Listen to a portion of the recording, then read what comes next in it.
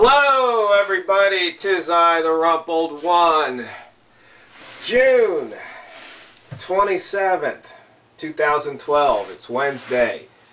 And I was tagged in a video by Prepper Aries. He wants to know what my SHTF expectation, the cause. What do I think is going to cause an SHTF event?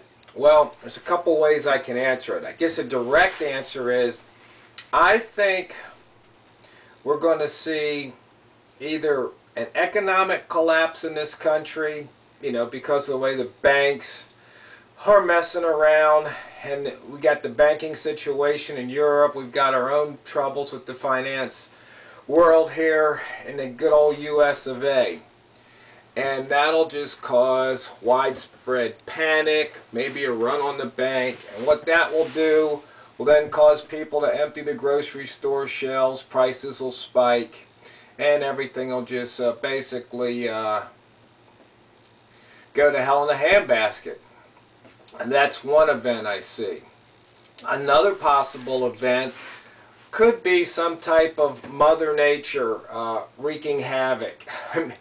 It's happening as I speak. I mean, there's wildfires, there's floods, hurricanes. So an earthquake could always happen. So that's a possibility.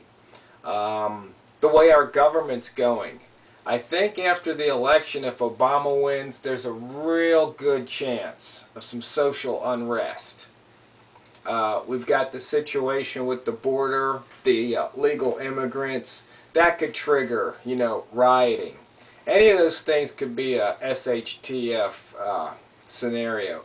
But the one that I really think would cause it for me personally, even though I am slightly insulated from it, is a disruption to the power grid. I mean, you take away electricity from our society, you take away everything. You take away the internet. You take away the ability to get money out of banks. You take away getting fuel out of the ground at the gas stations. You take away the ability to conduct transactions at most stores. I mean, everything's now barcoded just about. They're all computerized registers. I don't think there's too many of the old time, push the thing down and the little numbers pop up. I don't think you see those registers anymore, except maybe in a museum or an antique store or something. So that's what I see happening. And a prolonged disruption to the power grid. Now, if I go without power, it's kind of no big deal. I can carry some 6-gallon buckets of water, or 5-gallon buckets of water, or 2-gallon buckets of water. That is just really not a big deal to me. The rest of the stuff, I've got hand tools, I've got a wood stove, so I'm really not too worried about it. I've got my preps in, and I could, weather out a prolonged outage. But it would still affect me, because then not that I'd be stuck at the ranch, but I would choose to stay there. So I hope that answers your question. I guess a little more along the lines is you should, instead of worrying about what would cause it, just be prepared for anything, because if something hits the fan, you want to be prepared. That's the whole idea of being a prepper. And even beyond that, I mean, there's basically more than one way to look at it.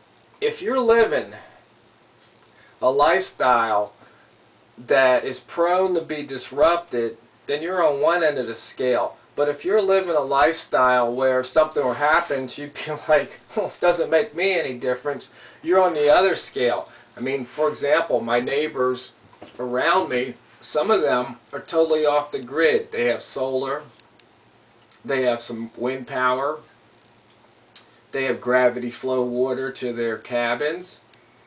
So when the power goes down, they don't even know it. They just their day is not interrupted. Their lifestyle is not interrupted. Now, if you're in an urban situation, you got a little bit tougher. Maybe there's elevators to get to your floor. Now maybe you have to walk up a bunch of steps because the elevators aren't working. So what you want to do is you want to look at where you are on that continuum, and that's how you decide how you prepare, what you're doing. Because if you, once again, if you're in an urban situation, you're probably thinking more about bugging out. Whereas me, I'm thinking more about bugging in. So you have to look at that and see where you are, where you want to be, and you work towards it. There's always a chance you might have to bug out. For example, if there's a raging forest fire around me, I'm going to have to bug out. It's just that simple. If there's an earthquake, I may or may not be able to bug out. So, you know, if there was a biological or chemical event, I would probably have to bug out. But that's true no matter where you are. So what you might want to look at is, look at all the events and what they would cause.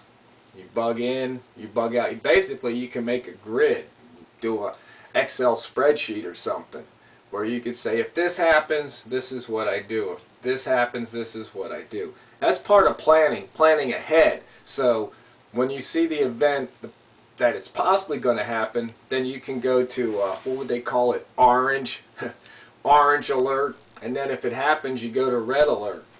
But in any case, you're prepared, because that's what part of being a prepper is. And I just read a comment where one guy said, you know, my grandparents were farmers, and they didn't really consider themselves preppers. That word, you know, they went through World War I and II and the Depression, so that prepping wasn't that